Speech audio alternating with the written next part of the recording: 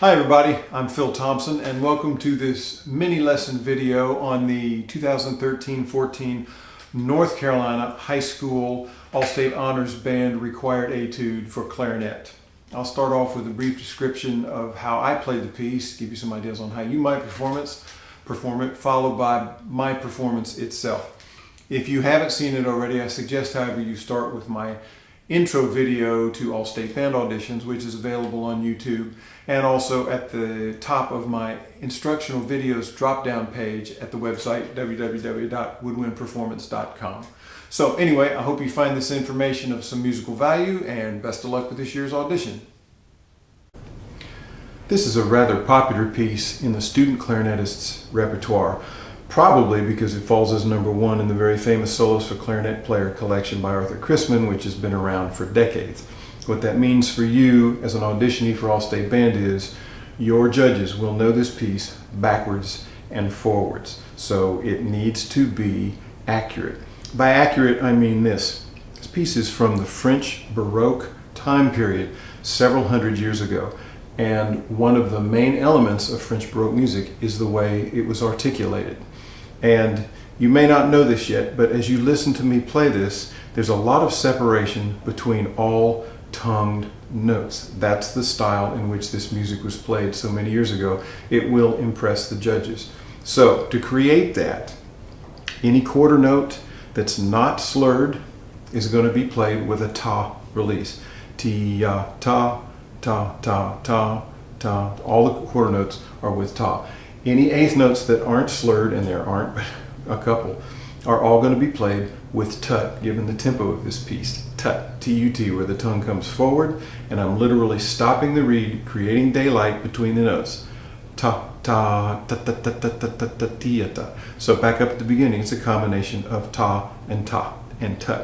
Tia, ta, ta, ta, ta, ta, ta, ta, ta, ta, ta, ta, ta. Very important. There's a slight separation, a little bit of space between all tongue notes. That's the way this stylistically was played back in its day.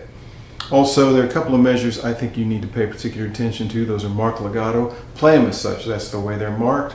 T, ta, ta, ta, ta. Make them very long. You're coming into a little bit of a retard anyway. The judges will notice.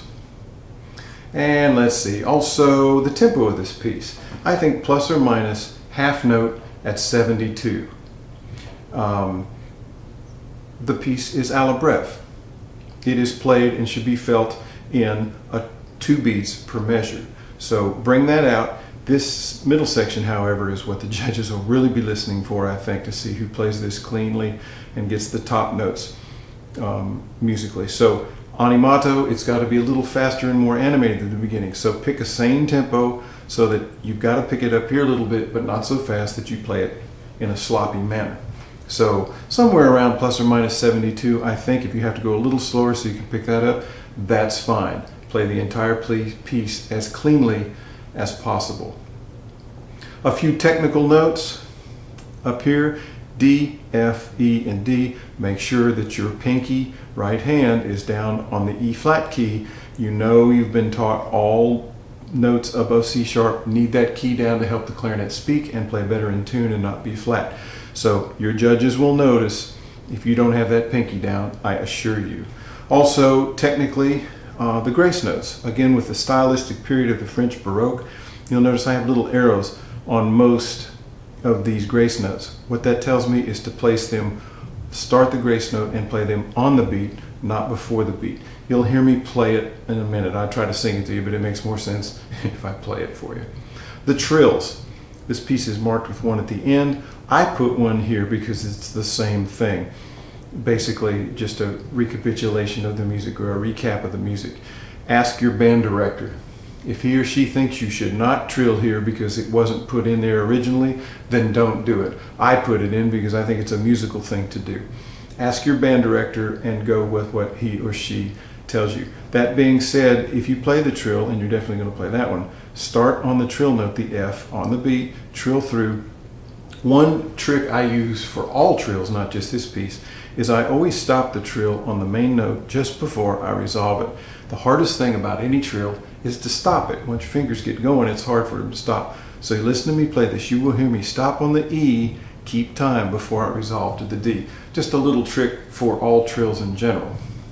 So I think that's about it in this famous piece, and try some of these ideas if you wish, and best of luck on your audition this year.